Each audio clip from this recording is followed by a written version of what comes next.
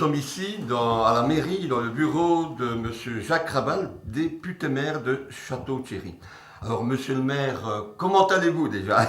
En pleine forme, même si la situation est difficile, et donc mais ça va bien, surtout quand on est dans la perspective d'accueillir des événements sportifs de haut niveau, comme les 200 km à la marche prochainement. Voilà, alors, je sais que vous êtes un sportif, vous l'avez été en tout cas, et vous le manifestez encore de par l'intérêt que vous portez au sport et à la marche maintenant. Comment voyez-vous cette édition, cette nouvelle édition pour le Paris-Alsace maintenant? Oui. On la voit sous un bel œil, puisque Château-Thierry va encore une fois être sous le feu des projecteurs, avec le départ, avec des manifestations, des animations en ville.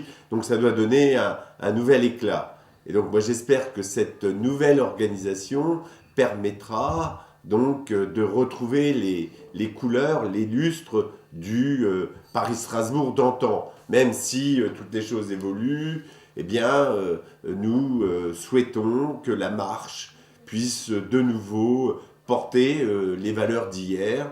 Et donc, à travers des animations autour de la santé, à travers des animations sur l'aspect populaire, et bien évidemment sur l'aspect sportif, qu'il soit pour les hommes, mais également pour les femmes.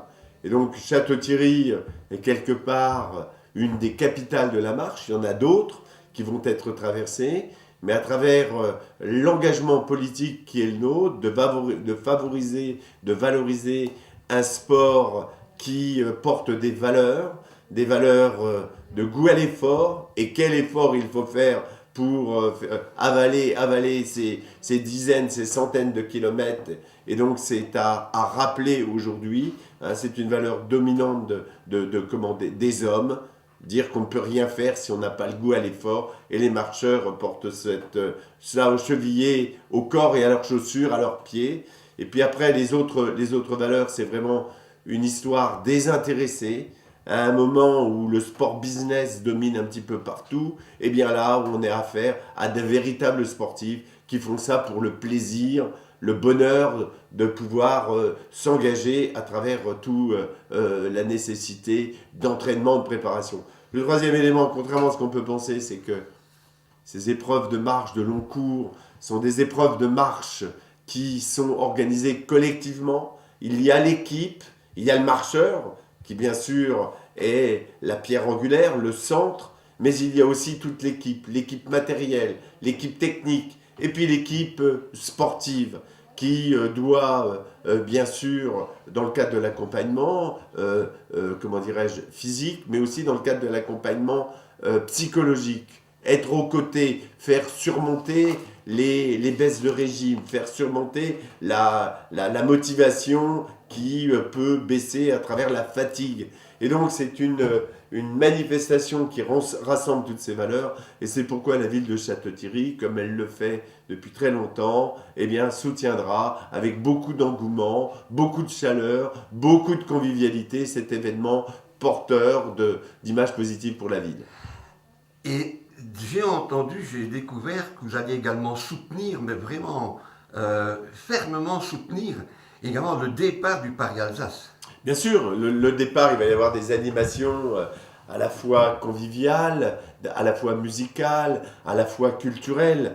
Parce que si vous voulez, sans vouloir avoir des ambitions démesurées, nous pensons que cette épreuve de grand fond du Paris-Alsace devrait s'apparenter un peu à une étape du Tour de France, cycliste. Et donc, vous avez l'habitude aussi de recevoir des étapes. Oui, bien sûr, bien sûr. Et ça coûte beaucoup plus cher d'ailleurs. Mais bon, ceci étant, donc, cet événement se doit être accompagné par des tas d'animations sportives, culturelles, éducatives, autour de la marche, des valeurs, autour de la santé, avec la Diamo, avec la FD, qui sont des associations qui militent pour que le sport santé soit une des valeurs, avec l'engagement de la ville dans le cadre du programme national nutrition santé que nous portons également. Donc bien évidemment, c'est tout ça que nous allons mettre en œuvre, et pour nous, dans un cadre d'amitié, de fraternité, parce que je ne veux pas pas oublier non plus que les marcheurs viennent de divers pays, quelquefois hors de l'Union européenne. Et donc c'est cette volonté d'ouverture, de montrer que cette volonté d'accueil est un des marques de fabrique de la Cité des Femmes, à Château-Thierry. Vous avez déjà un programme pour le départ? Non, moi je ne l'ai pas, mais je pense que le directeur des sports qui va me succéder pourra vous en faire part dans le détail, parce qu'il travaille beaucoup là-dessus. Hein, c'est Loïc Caron avec Jean-Pierre Duclou, adjoint au sport, et qu'ils ont ensemble la mission de piloter cet événement phare pour la ville, mais également pour le territoire. De porter ce message en France, en Belgique et en Europe, que vous soyez très nombreux à venir à Château-Thierry, capitale des femmes toute l'année, mais capitale de la marche pendant un week-end. Voilà, Monsieur Krabal, merci de votre accueil et bonne continuation. Je vous en prie, merci à vous.